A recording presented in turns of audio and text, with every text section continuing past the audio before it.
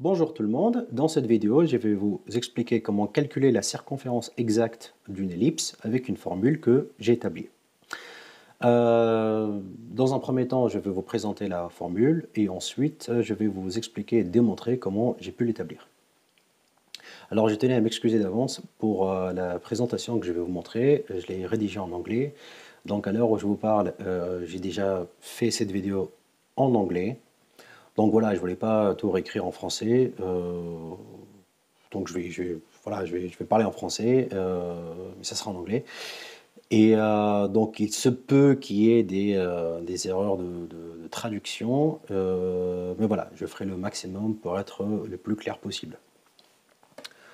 Donc c'est parti. En ce qui concerne la formule, donc la circonférence C d'une ellipse, c'est 4 fois pi divisé par 2 à la puissance de B sur A multiplié par A, où A c'est l'axe semi-majeur de l'ellipse et B c'est l'axe semi-mineur de l'ellipse. Ok, alors comment j'ai obtenu cette formule? Donc démonstration et explication. Donc on va déjà commencer par dessiner sur un plan en 2D un cercle C petit c de rayon A, et ce qu'on va faire en fait c'est on va observer ce cercle depuis un axe Z qui traverse le centre de ce cercle. Donc juste pour simplifier ce que je viens de dire, donc imaginons ça, c'est vous, l'œil, hein, c'est vous l'observateur, donc, et vous êtes en train d'observer ce cercle à travers un axe Z qui traverse le centre de ce cercle.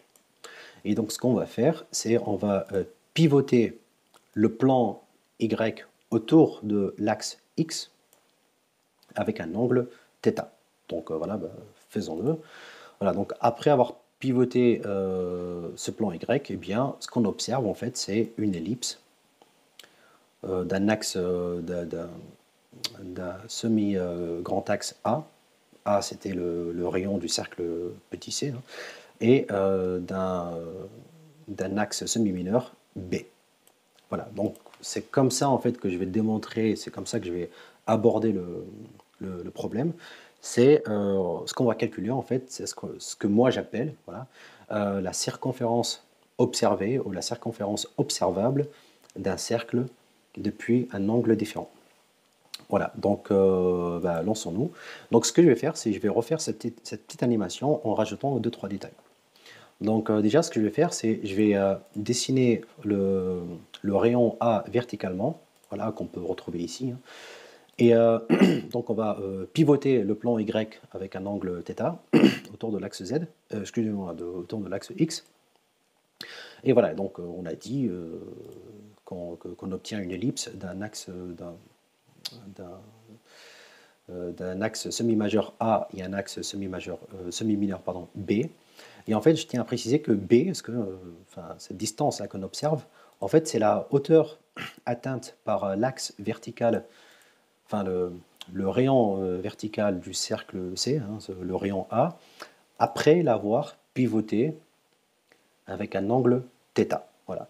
Donc en fait, calculer, si on veut calculer la distance B, c'est pas très compliqué, vu que le rapport en fait entre B et A, en fait, ça revient à calculer le cosinus de l'angle θ. Voilà. Donc la distance B est égale à A multiplié par le cosinus de l'angle θ. Voilà, donc on va juste résumer rapidement ce qu'on vient de dire. Donc après avoir pivoté, voilà, vous voyez c'est écrit en anglais, enfin j'essaie de traduire ça mot à mot comme ça vient. Donc voilà, après avoir pivoté donc le plan Y autour de l'axe X avec un angle θ, et en l'observant depuis un axe Z qui traverse le centre du cercle, eh bien on obtient une ellipse avec un axe j'arrive pas à le dire en français, pardon, un axe semi-majeur A et un axe semi-mineur B, où B est égal à A multiplié par le cosinus de l'angle θ. Voilà.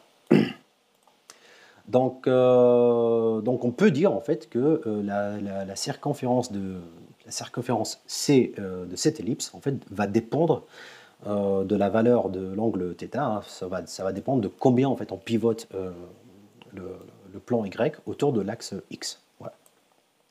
L'axe X qui traverse le cercle par son centre. Bon, on va prendre cette déclaration. Alors en anglais, j'aurais dit statement, mais bon, en français, je résume ça, enfin, je traduis ça par déclaration. Voilà, donc en fait, ce qu'on va faire, c'est on va reprendre donc notre cercle petit c et puis on va le pivoter avec les différents angles. Voilà, bien sûr, on ne va pas prendre des angles au hasard, on va prendre des angles bien précis que j'ai choisis pour cette démonstration. Et puis pour expliquer pourquoi on va obtenir telle formule.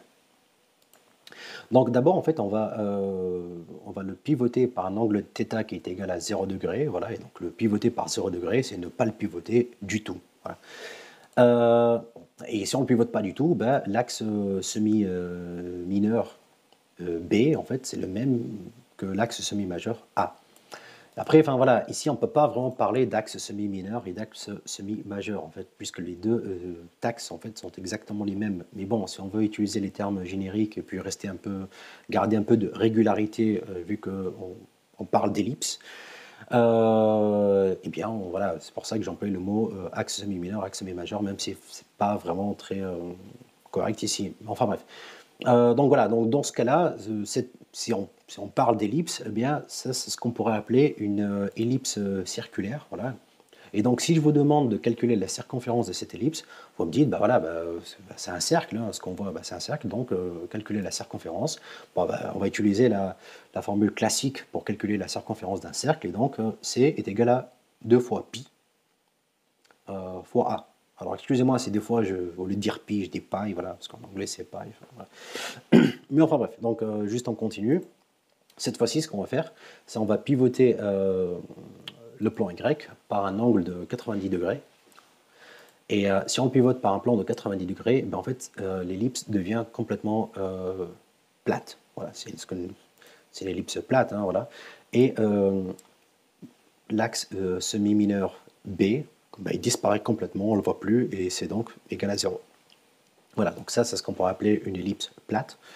Et si je vous demande de calculer la circonférence de cette ellipse, eh bien, vous me direz, voilà, ben, ce qu'on observe, voilà, on imagine, ça fait le tour. Donc voilà, donc ça c'est 1 fois A, 2 fois A, voilà, on est à la moitié, là ensuite 3 fois A, et là on revient en complète, un tour complet, voilà, donc 4 fois A, et là vous me dites, ben, la circonférence observable de cette ellipse, eh bien c'est 4 fois A. Voilà. Et cette fois, on va pivoter le plan Y par un angle voilà, qui est plus grand que 0, mais plus petit que 90 degrés. Pardon. Voilà, et donc du coup, on va obtenir une ellipse avec un axe semi-majeur A et un axe semi-mineur B, où cette fois-ci, eh bien, B, voilà, c'est pas égal à 0, c'est plus grand que 0, voilà, c'est pas une ellipse, on n'est pas dans le cadre d'une ellipse plate, et B est plus petit que A. Voilà, on n'est pas dans le cas encore non plus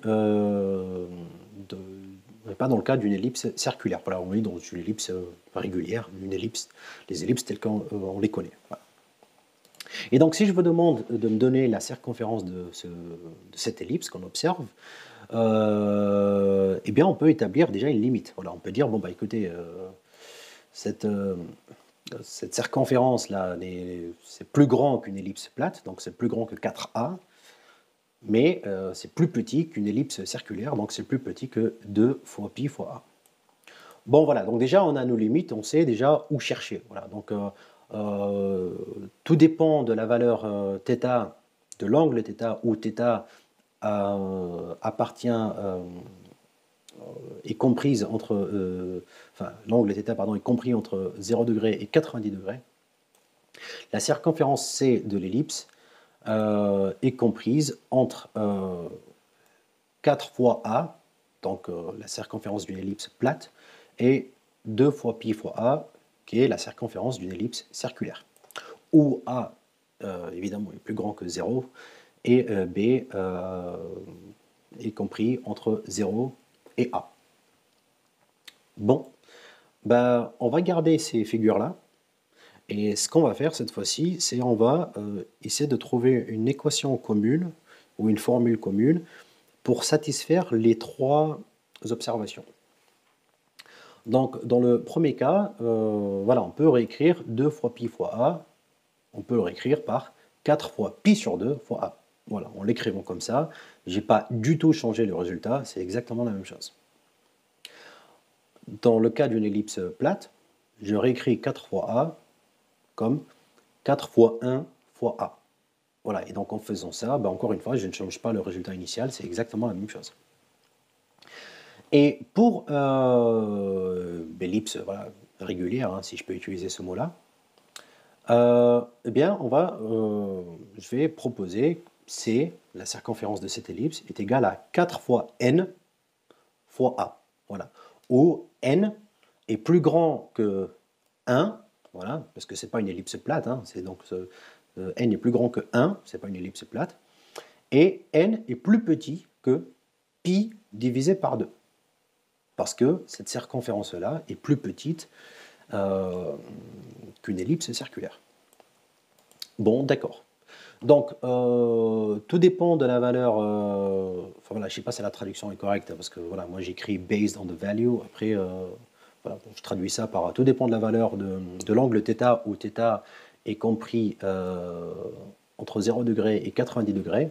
La circonférence C de l'ellipse est 4 fois n fois a, où a est plus grand que 0, et n est égal à pi sur 2 quand l'angle θ est égal à 0 degré, donc dans le cas d'une ellipse circulaire. N est égal à 1 quand l'angle θ est égal à 90 degrés, donc dans le cas d'une ellipse plate. Et n est plus grand que 1, mais plus petit que pi sur 2, dans le cas où l'angle θ est plus grand que 0 degré et plus petit que 90 degrés. Bon, on va continuer donc notre raisonnement. On pourra, moi ce que je propose, c'est d'utiliser la fonction exponentielle pour garder la valeur de n comprise entre 1 et pi sur 2, en suggérant que n est égal à pi sur 2 à la puissance de p, où p est compris entre 0 et 1. Voilà. Donc, dans le cas où p est égal à 0, puissance 0, ça me donne 1. Voilà, donc n est égal à 1. Et dans le cas où p est égal à 1, pi divisé par 2 à la puissance de 1, ça me donne toujours pi divisé par 2. Donc voilà, donc en gardant p entre cette limite-là, on ne dépasse pas le cadre de n compris entre 1 et pi sur 2. Donc voilà, donc si je propose n est égal à pi sur 2 à la puissance de p, ça me donnerait, donc si j'aurais écrit ma formule différemment, ça me donnerait C, la circonférence d'une ellipse, est égal à 4 fois pi sur 2 à la puissance de p multiplié par a, où a est plus grand que 0. Et p est compris entre 0 et 1. Bon, donc, given that, je ne sais pas trop comment le travail, je le dirais plutôt, étant donné que, donc je reprends les valeurs que j'ai établies tout à l'heure, hein, étant donné que dans le cas d'une ellipse circulaire, lorsque θ est égal à 0 degré, eh bien, n, donc le facteur n est égal à pi sur 2. Ici, donc, je mets l'égalité de cette formule avec celle-ci. Donc voilà, je continue. Donc voilà, juste j'ai ramené ça ici. Hein. Dans ce cas-là, pi est égal à 1. Voilà. Pi sur 2 à la puissance de pi, j'ai toujours pi sur 2, donc pi est égal à p est égal à 1. Je continue. Donc, dans le cas où, dans le cas d'une ellipse plate où θ est égal à 90 degrés, θ c'est l'angle, c'est le mot, je crois que c'est pas en français, j'espère, c'est l'angle θ, c'est un nom grec, donc ça devrait être la même chose. Bref. Donc, quand l'angle θ est égal à 90 degrés, eh bien, on voit que notre facteur n en fait est égal à 1. Donc n est égal à 1. Et donc voilà, si je mets l'égalité de cette équation avec ce que je propose là, eh bien, on dit, bah, dans ce cas-là, hein, lorsque le facteur n est égal à 1, lorsque l'angle θ est égal à 90 degrés, eh bien, dans ce cas-là, P est égal à 0. Voilà, parce que si je fais puissance 0, bah, tout ça, ça devient 1, et donc ça me donne donc 4 fois 1 fois A. Voilà, ce qui me donne 4 fois. Bref, on continue. Et dans ce cas-là, voilà, avec un angle θ plus grand que 0, mais plus petit que 90 degrés, n, d'accord, ce facteur n là, eh bien, est plus grand que 1, puisque ça serait égal à 1 dans le cas d'une ellipse plate, mais plus petit que pi sur 2, voilà, il serait égal à pi sur 2 dans le cas d'une ellipse circulaire. Et donc, dans ce cas-là, lorsqu'on fait 4 fois pi sur 2 à la puissance de p multiplié par a, eh bien, si n est plus grand que 1 et est plus petit que pi sur 2, eh bien, dans ce cas-là, la puissance p, okay, so p est plus grand que 0, mais plus petit que 1. Voilà. Donc on va garder ce raisonnement-là et avancer un petit peu. Donc là, ce qu'on va faire, c'est, bon, j'ai appuyé sans faire exprès.